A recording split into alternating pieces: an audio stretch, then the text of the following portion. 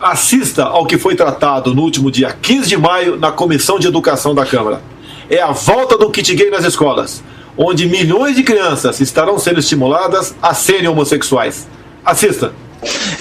Ao longo do seu governo, o senhor indicou 6 dos 10 ministros hoje em atuação no Supremo e há um certo sentimento entre alguns juristas de esquerda que esse Supremo Tribunal, essa parte do Supremo Tribunal indicada pelo senhor, não é tão de esquerda assim, talvez até por questões religiosas de muitos desses ministros que são praticantes.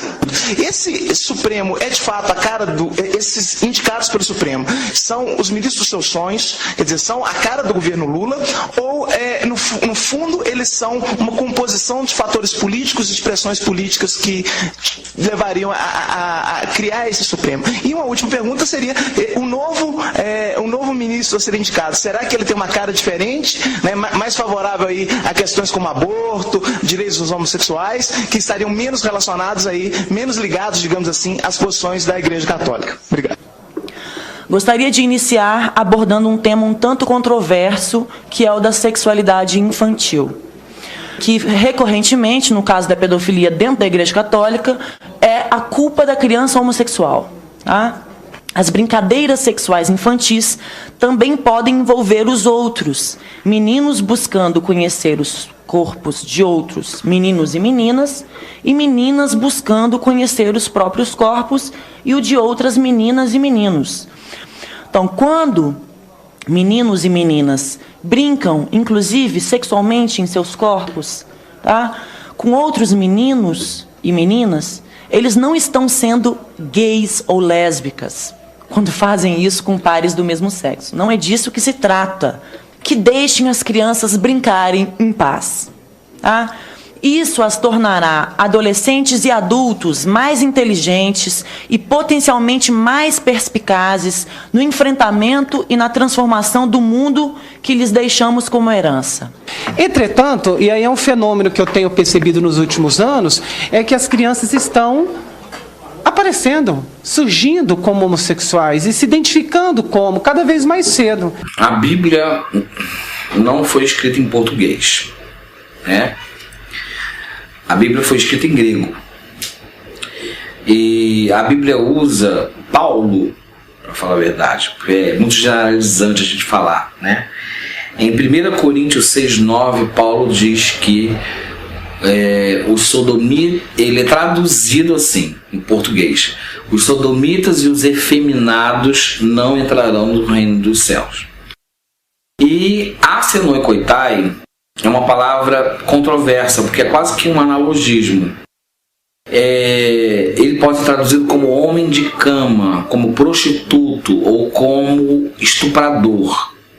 Que ela diz que a professora dela foi a prostituta e a escola dela foi a escola da vida. Minhas melhores professoras foram justamente as prostitutas. Para onde eu fui expulsa foi o meio que me acolheu. Então não tem nem o que se discutir, entendeu? Um kit ou qualquer coisa, até dele ser chamado um kit gay, que no Estado brasileiro que vê essa necessidade de ser colocado isso dentro das escolas, e ele tem que colocar, não tem que ficar entrando nessas todas discussões. Do projeto Escola Sem Homofobia, que, repito, falo aqui nem como deputada, falo também como professora que sou, um projeto cuidadosamente elaborado, né, dentro, inclusive, dos padrões científicos. Um dos materiais didáticos, um dos filmes, tinha um beijo na boca. E a gente ficou, um beijo lésbico na boca. A gente ficou uns 3 meses discutindo até onde entrava a língua, né? Então era... Nós temos que lutar para que esse projeto chegue no chão da escola, porque é lá que ele tem que chegar mesmo. Com um monitor ensinando como colocar a camisinha no pênis. E aí ele explicava para você abrir a camisinha, apertar a camisinha na ponta, desenrolar até a base do pênis antes de introduzir o pênis na vagina. E desenrolar até a base do pênis antes de introduzir o pênis na vagina. E o pênis na vagina. E o pênis na...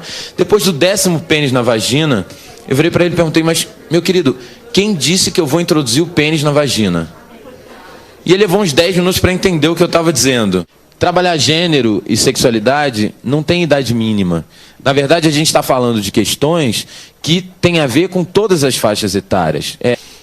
No ensino fundamental, a gente pode trabalhar de diferentes maneiras. Bancada no Congresso Nacional, uma bancada evangélica também, uma bancada católica, vamos dizer, uma bancada cristã, que muitas vezes faz uma pressão muito grande para a aprovação de determinadas leis, que são leis que, no fundo, representam valores morais, não da totalidade da população, mas representam valores morais dos religiosos. Né? Para o material, a hora que fosse na escola, ele não ficar enfiado lá em alguma gaveta.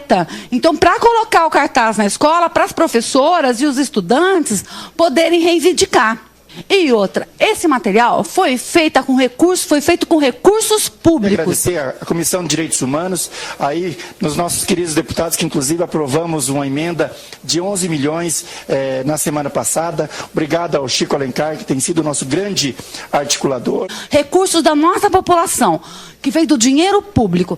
Cada vez que alguém vai ao fundamento dessa cultura, que é a Bíblia, e toma a Bíblia ao pé da letra, a gente pode chamá-la de fundamentalista sem medo de ser feliz. O caso do Rio de Janeiro, por exemplo, em que um vereador propôs uma aberração constitucional, uma lei inconstitucional, uma aberração mesmo, que propõe que o município proíba a distribuição na rede pública de ensino municipal de qualquer material que venha enfrentar a homofobia ou trabalhar o tema. Vemos pastores que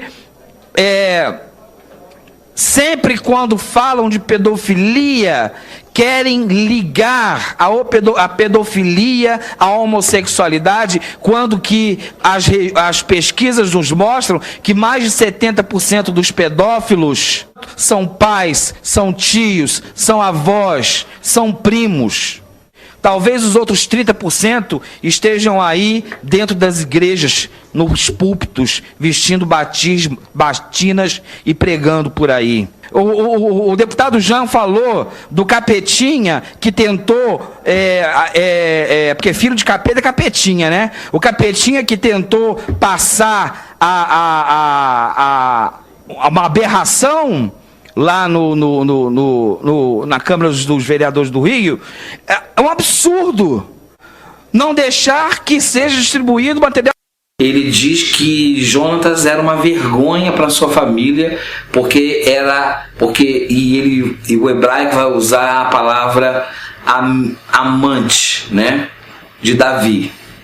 Então, não há uma certeza, há especulações sobre esse romance, mas a gente percebe nos textos bíblicos uma ligação muito forte entre Davi e Jonatas, e a palavra que Saul fala para Jonatas, palavras ofensivas, são palavras que dão a entender que Jonatas amava Davi como um homem ama uma mulher. Menino de 12 anos, porque é pego com uma revista gay, é expulso das escolas públicas, porque o que a gente mais vê nas escolas públicas são imagens de santos, crucifixos, enquanto que o Estado é laico. Eu acho que está na hora da gente tirar as imagens de Maria, de santo isso, de santo daquilo, e de crucifixos dos espaços públicos. Completamente,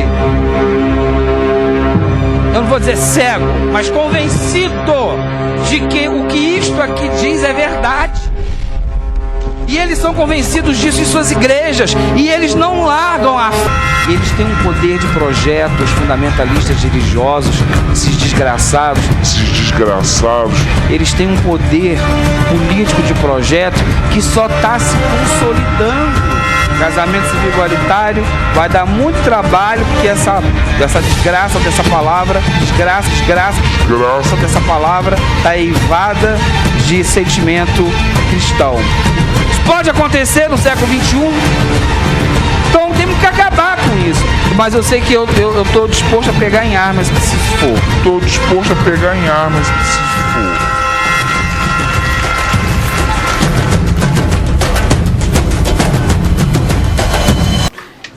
Não podemos assistir passivamente este movimento que busca acabar com a família e as religiões. Mesmo respondendo a dezenas de processos, continuarei fazendo a minha parte. Quanto a você, não se omita. Amanhã poderá ser tarde.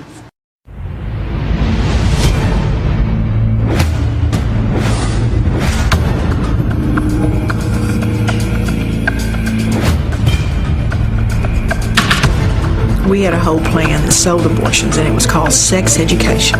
Break down their natural modesty, separate them from their parents and their values, and become the sex expert in their life so they turn to us when we would give them a low-dose birth control pill they would get pregnant on or a defective condom. Our goal was 3 to 5 abortions from every girl between the ages of 13 and 18.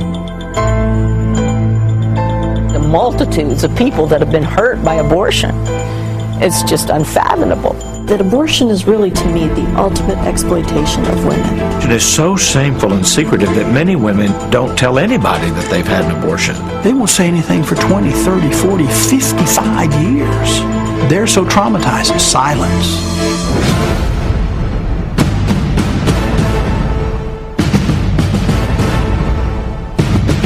U.S. Senate report states, physicians, biologists, and other scientists agree that conception marks the beginning of the life of a human being, a being that is alive and is a member of the human species. There is an overwhelming agreement on this point in countless medical, biological, and scientific writings. Planned Parenthood is expanding now. They're building gigantic abortion clinics in anticipation of socialized medicine. There's a lot of money involved. We never would take personal checks. We always encouraged the ladies to bring cash. Why is that? So, you don't have to report cash, friend. When you're fighting for your life, you need to know what you're fighting for. And if what you're fighting for is life, how do you destroy a life in an effort to fight that fight?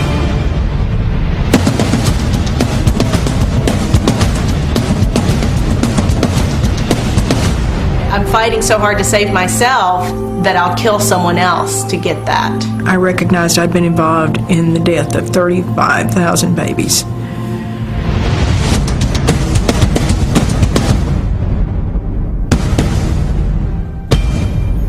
And the truth has really come out about what abortion does to women, let alone the unborn baby, our dead babies. It will be over.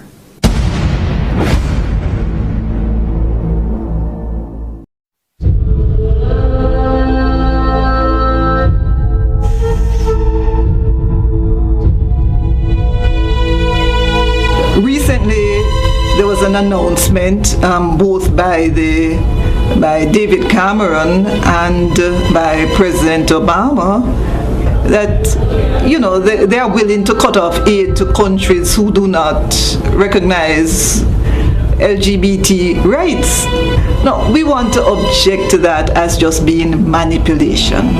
President Obama issued a directive to all U.S. government agencies that engage in international activities to make advancing LGBT rights a top priority. We have done more in the 2.5 years that I've been in here than the previous 43 presidents to uphold that principle. The Obama administration defends the human rights of LGBT people as part of our comprehensive human rights policy and as a priority of our foreign policy. For us, family stands at the heart of everything we do. We live for the family. Gay rights are human rights, and human rights are gay rights. We do not want any discrimination against anybody under any condition, whether sexual or otherwise. But we have to state clearly and forcefully that this concept stands against everything we stand for in Africa. They actually said that for us to combat HIV and AIDS, we needed to legalize prostitution, legalize homosexuality. Infection rates are going up in the U.S. They're going down in Kenya. They seem to be going down in Ethiopia now. They went down in a major way in Uganda, and yet we're going to these countries and telling them how to prevent AIDS. Our approach is gradual. Abstinence, be faithful to each other, but if you can't, use the condom. What is amazing is that these countries that are harassing us, smaller countries, in these countries, the rate of HIV/AIDS, it is said to be out of control. What arrogance for us to tell them how to do something that they're doing better than we are. And that should be obvious to the casual observer. UNAIDS published and circulated an email which was false and malicious about me, because they felt that they needed to have in the document language relating to men who have sex with men and sex workers. As a result of the pressure that UNAIDS put to bear in this email, I was advised that my contract would not be renewed. My brother Luigi and I had an opportunity to go to the United Nations, where we saw developed countries trying to force the African countries to accept comprehensive sexuality education. It's about starting when we're with children, about the expectation of roles, and we need to start there. This kind of education tells youth they can have fun and have sex and just use condom. This kind of message was a death sentence to not only both of my parents but also my brother Rogerio. This is because it lets our population believe they can let their guard down and they can actually behave in risky behavior because of the belief that these condoms can actually prevent AIDS 100%, and that is not true. In Dr. Green's book, Broken Promises, How the AIDS Establishment Has Betrayed the Developing World, he says the research shows that the sexual rights approach to AIDS prevention, championed by the UN and Western donor countries, may actually be increasing the rate of infections, not bringing them down. And if he is right, millions have died unnecessarily. Well, the end result will be deconstruction of the family system and the family structure in Jamaica. It is an affront to the principles of the UN Charter. A UN agency should not be allowed to overstep its bounds in such a manner. What we're seeing is the LGBT agenda being pushed, like a carrot stick for aid money. You want aid money, then you must change your laws. These issues of gays, trans rights, transsexuals. This is a new form of imperialism, I must say. But Stoneburner said that history will look back on this period and say one of the great abuses of the latter part of the 20th century is a failure to do AIDS prevention in ways we know are effective. It's deception.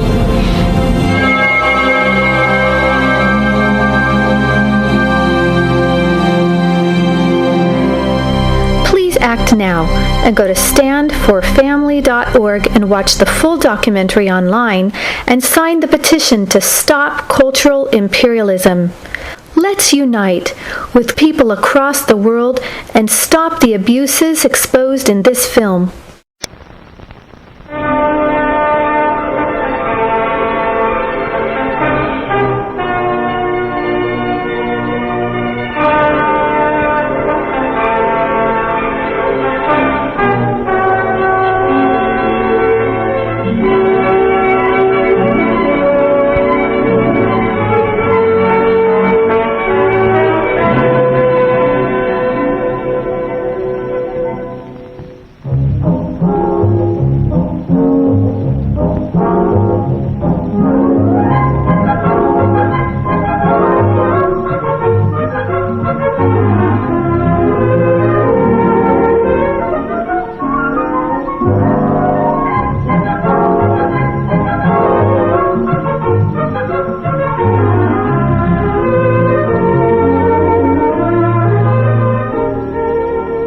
I'm Lieutenant Williams, a police officer attached to the Juvenile Division.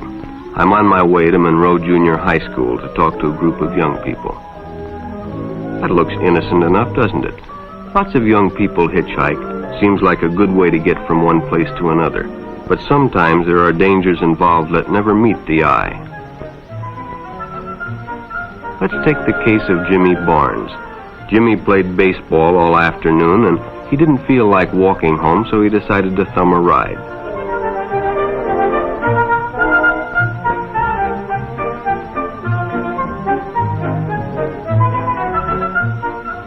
He'd done it 100 times before, and he didn't think anything was unusual when the driver struck up a friendly conversation. In fact, he seemed like a real nice guy. He asked Jimmy if he played baseball in the park often. Jimmy told him they practiced 3 times a week and played a rival group on Friday afternoon. The stranger was a good listener, too, and it only seemed minutes before they pulled up in front of Jimmy's house.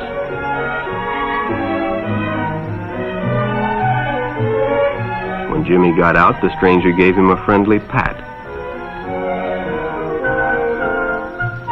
Then he told him he'd see him again, as he always drove by the park on his way home.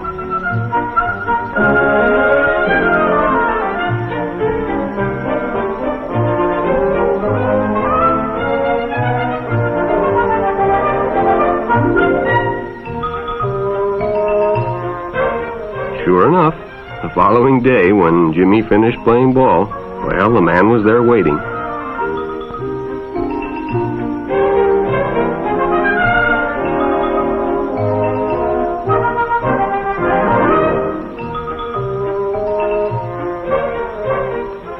They stopped at a drive-in, and the stranger treated him to a Coke. During their conversation, he told several off-color jokes, but Jimmy had heard others before, and, well, it made him feel big to so easily win the confidence of an older person.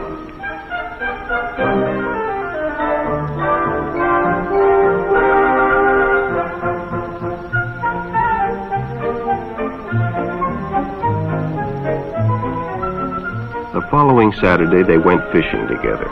By now, they were using first names. Ralph said it was more friendly.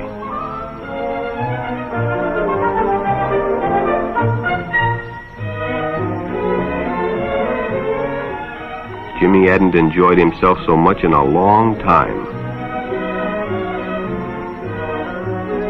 Then during lunch, Ralph showed him some pornographic pictures.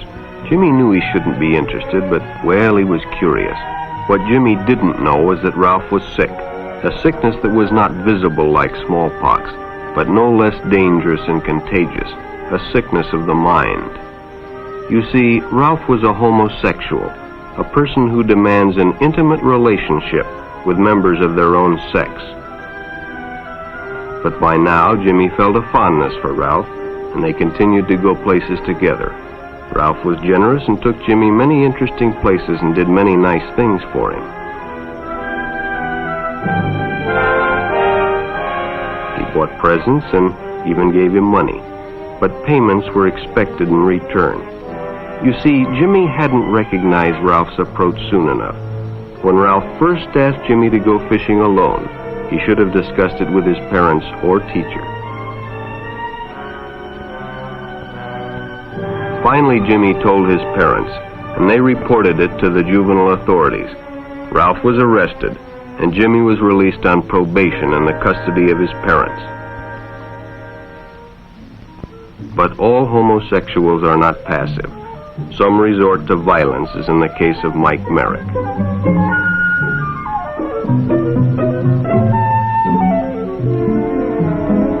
In the heat of competition, no one noticed the man who sat and watched. And when the game broke up and the others left, Mike decided to stay and practice a little longer.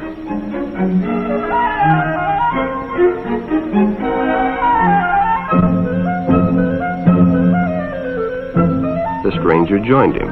He was friendly and, well, it was better than playing alone.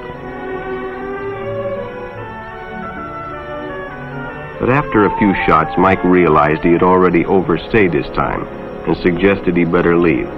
The stranger told him if he'd like to stay longer, he'd be glad to drive him home when they finished. Sounded great to Mike. Chance to play longer and get a ride home, too.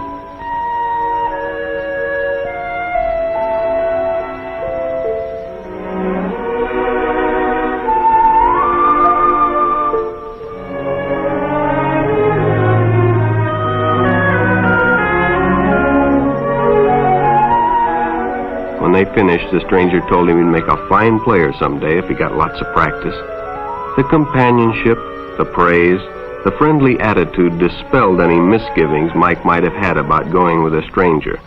He probably never realized until too late that he was riding in the shadow of death. But sometime that evening, Mike Merrick traded his life for a newspaper headline.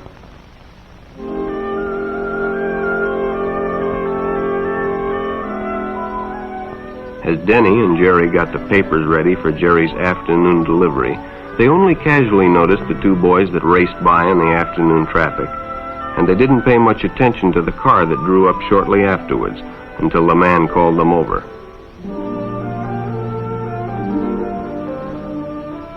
Had two boys been by on bicycles? The boys nodded they had. Could they recognize them if they saw them again? Well, Denny guessed he could. Then hop in, the man said. Those are stolen bikes. Without giving it another thought, Denny got in and the car sped away. Jerry watched. He'd been told many times, if a friend got in a car with a stranger, to write down the license number. It didn't seem to apply, but, well, fortunately, he marked it down.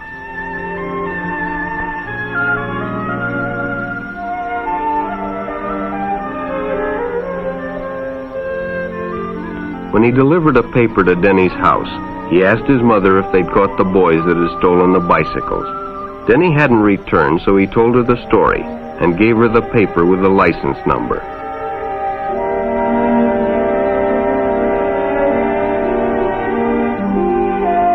Being a careful parent, she decided to call the police. Jerry supplied the necessary information, and the stranger's car was quickly spotted.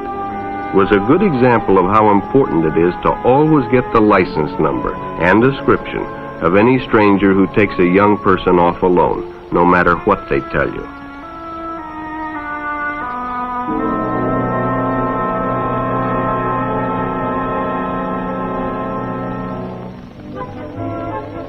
Public restrooms can often be a hangout for the homosexual.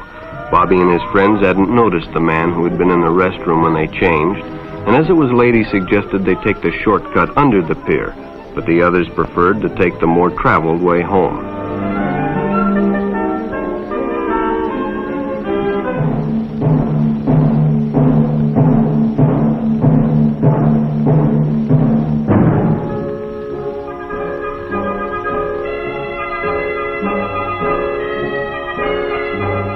When Bobby recognized the stranger as the man in the restroom, the shortcut under the pier didn't seem like a good idea at all.